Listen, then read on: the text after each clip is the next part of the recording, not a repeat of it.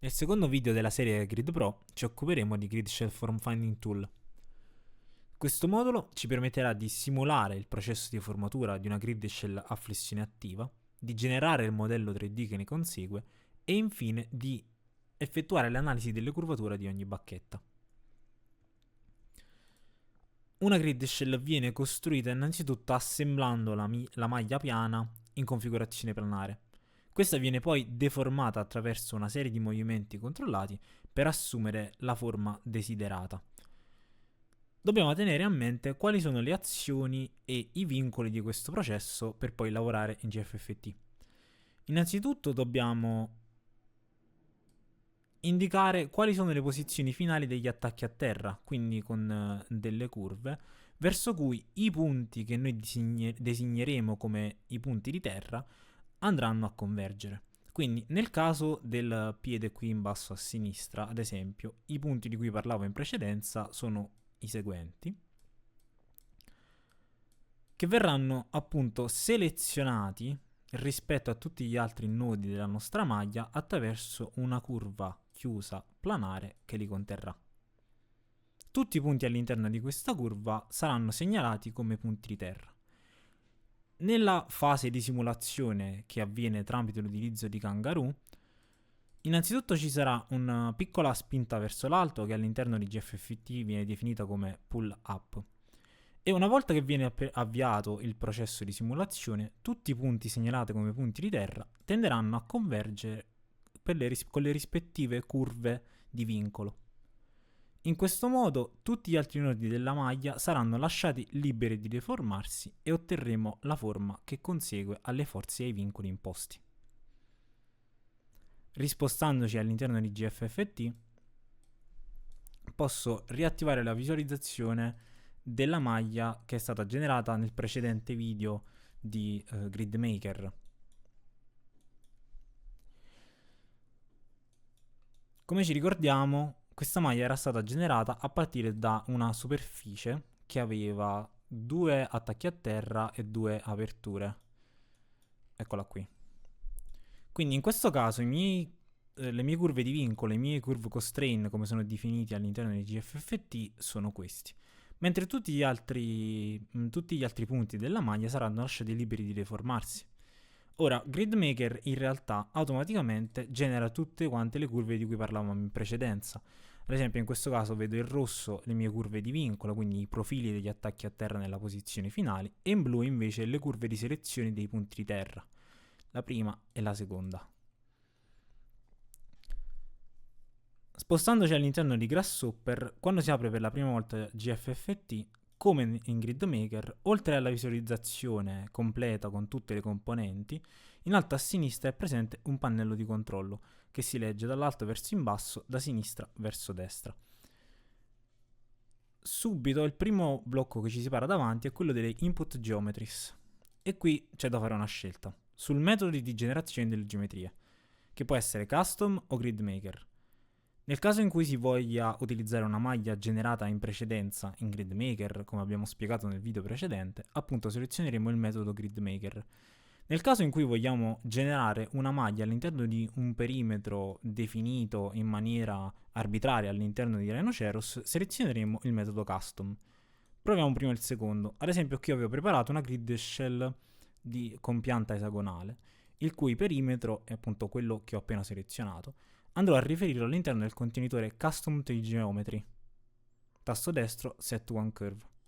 GFFT disegna una nuova griglia, le cui dimensioni, o meglio il passo, e la rotazione e il punto centrale possono essere modificati all'interno del blocco Custom Grid Parameters.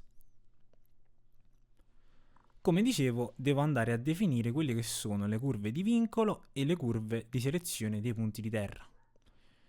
Ora, spengo un attimo la visualizzazione di Grasshopper. Le curve di vincolo sono quelle in rosso, le curve di selezione di punti di terra sono quelle in blu. Quindi in questo caso, che succederà? Che tutti quanti i punti che si trovano all'interno delle curve di selezione andranno quindi a convergere verso le rispettive curve di vincolo, come ad esempio qui in basso a sinistra. Mentre tutti gli altri punti che si trovano lungo i bordi non selezionati oppure all'interno della maglia saranno lasciati liberi di deformarsi. A questo punto quindi devo definire i vincoli. Seleziono il contenitore Curve Constraint, tasto destro, Set Multiple Curve. Ora qui è importante seguire sempre lo stesso ordine quando si selezionano le curve di vincolo e le curve di selezione di punti di terra. Ad esempio in questo caso ho seguito un andamento orario, quindi ho selezionato prima la curva in alto, poi in basso a destra, poi la curva in basso a sinistra. Questo processo è molto importante in quanto Grasshopper ricorda l'ordine con il quale sono definite le geometrie all'interno dei contenitori e ne assegna un rispettivo indice.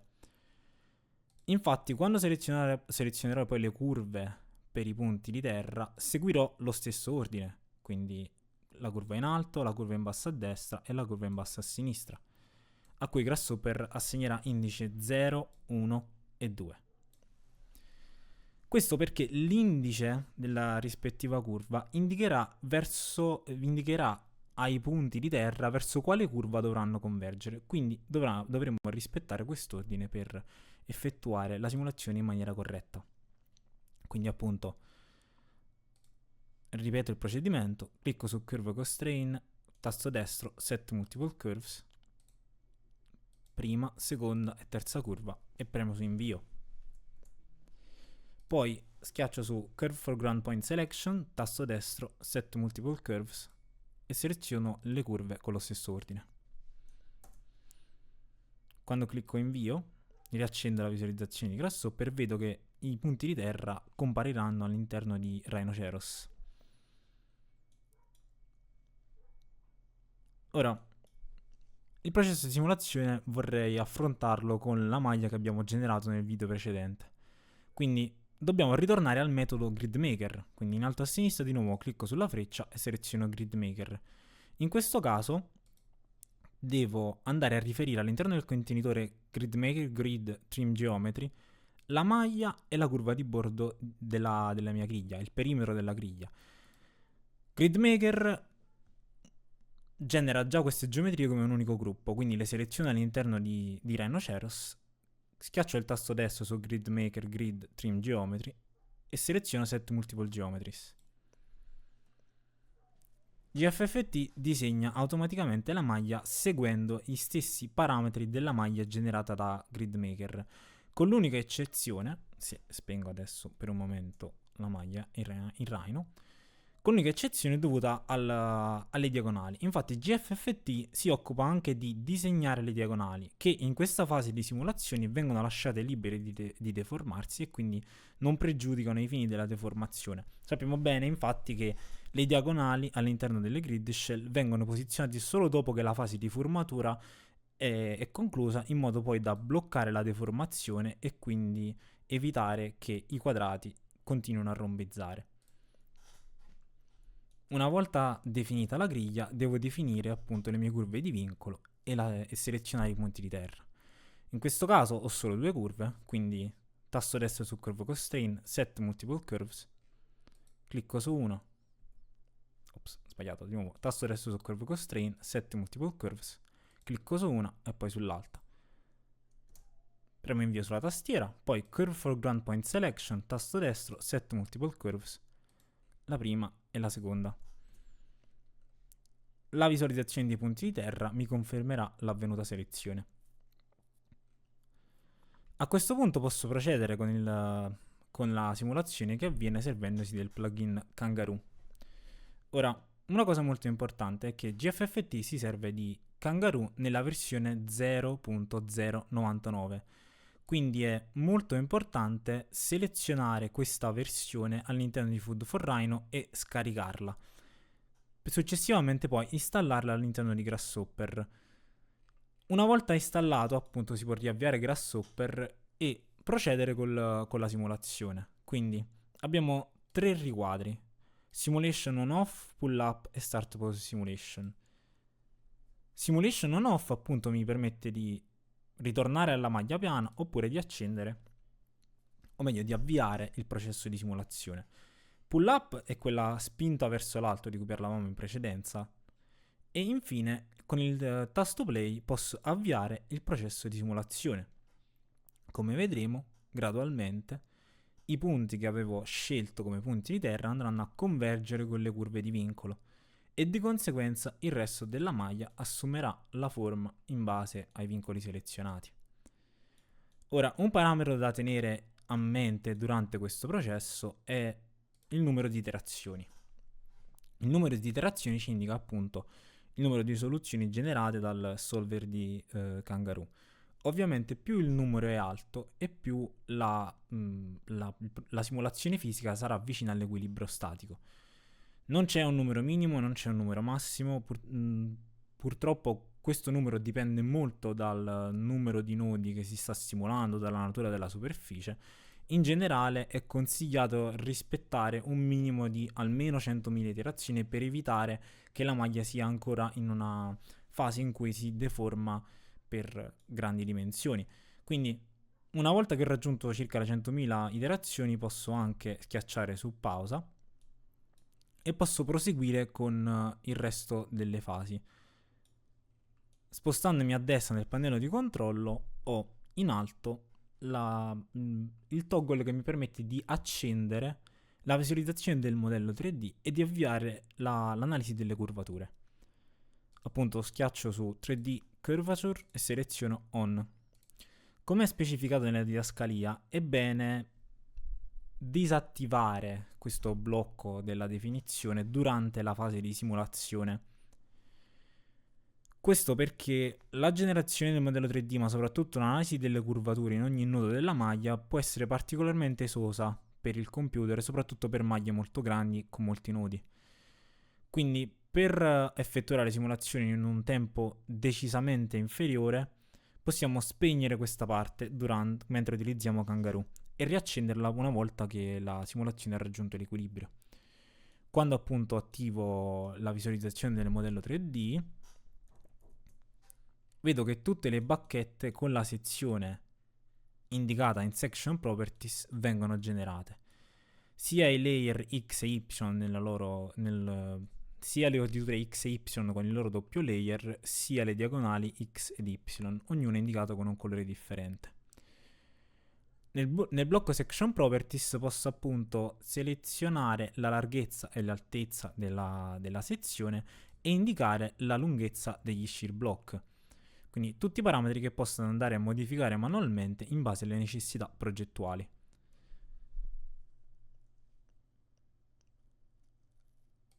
A fianco a Section Properties c'è il blocco di Material Selection. Qui posso selezionare la classificazione del legno secondo la norma UNIEN 338 e quindi scegliere tra C30 e C24. I parametri della sezione e della selezione del materiale, oltre che a influenzare il modello 3D nella visualizzazione, influenzeranno anche il blocco relativo all'analisi delle curvature. Infatti, nell'analisi delle curvature posso verificare che tutte quante le bacchette che compongono la grid siano all'interno di limiti prestabiliti per la curvatura, in modo da evitare che le bacchette raggiungano fase plastica o che possono rompersi durante la formatura. Ci sono due metodi per effettuare questa verifica. Innanzitutto seleziono i contenitori del modello 3D e schiaccio su Preview Off per disattivarlo. Qui nel blocco di Curvature Analysis posso selezionare questi tre componenti di visualizzazione, schiacciare su Preview On e qui che succede? Che in blu avrò le bacchette che saranno entro i limiti di curvatura stabiliti, in rosso invece le bacchette, o meglio i segmenti di bacchetta che superano questi limiti. Infatti, in alto posso scegliere se ricavare questi limiti in base alle proprietà della sezione oppure settando dei valori personalizzati.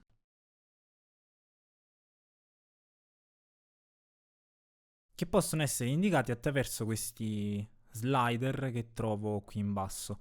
Ora, qui facciamo una differenza tra curvatura fuori dal piano e curvatura nel piano. Per curvatura fuori dal piano indichiamo la curvatura lungo l'asse minore della sezione, per curvatura fuori dal piano invece la curvatura lungo l'asse maggiore. Quindi posso selezionare out of plane o in plane bending. Di conseguenza i valori verranno aggiornati in base al tipo di curvatura. Se seleziono Material Section invece che Custom, automaticamente in basso vedo qui che viene imposto un valore minimo di curvatura in base alla sezione che ho scelto. Ad esempio in questo caso ho una sezione di 5 cm sul lato lungo e 3 cm sul lato corto. Se cambio il valore dell'altezza della sezione, quindi lo imposto ad esempio a 2.5, vediamo che aspettando qualche secondo automaticamente il valore minimo di curvatura accettabile verrà aggiornato. Ad esempio in questo caso ho dei segmenti lungo la direzione Y, che sono questi due che adesso vediamo sul Rhinoceros, che eccedono la curvatura minima indicata.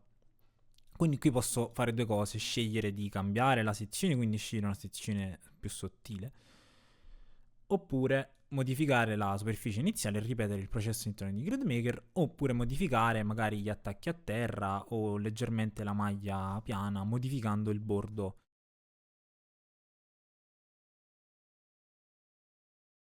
Quindi in questo piano, appunto, in questo caso metto out of plane bending, diciamo che scelgo una sezione di 2,5 di altezza e verifico quali sono le bacchette che sono entro i limiti e quali che sono fuori dai limiti. Un altro modo per visualizzare e analizzare le curvature è quello di disattivare la visualizzazione di, diciamo, maggiore o minore e invece attivare la visualizzazione per gradiente, in cui in verde sono indicate appunto le bacchette che hanno un valore di curvatura inferiore e in rosso invece le bacchette che raggiungono il valore di curvatura vicini ai limiti preimpostati. Modificando l'upper limit qui del limite del gradiente posso anche modificare la scala di visualizzazione. Questa visualizzazione si aggiorna in base alla selezione di fuori dal piano o nel piano per l'analisi della curvatura nelle due direzioni. Una volta che ho la versione finale della mia grid shell e voglio esportarla all'interno di Rhinoceros per generare disegni o per realizzare dei render, posso riattivare la visualizzazione del modello 3D qui in alto, selezionando le geometrie, tasto destro Bake, attendendo qualche secondo. Le geometrie verranno generate all'interno di Rhinoceros. Infatti, se adesso in alto a destra spengo la visualizzazione di Grasshopper, vedo che ho tutte le bacchette precedentemente calcolate all'interno di Rhino. Adesso non ci resta che generare i disegni esecutivi e dividere la maglia in sottomoduli che possono essere più semplicemente assemblati e trasportati in cantiere. Questa fase del processo verrà realizzata nel prossimo modulo chiamato Officina.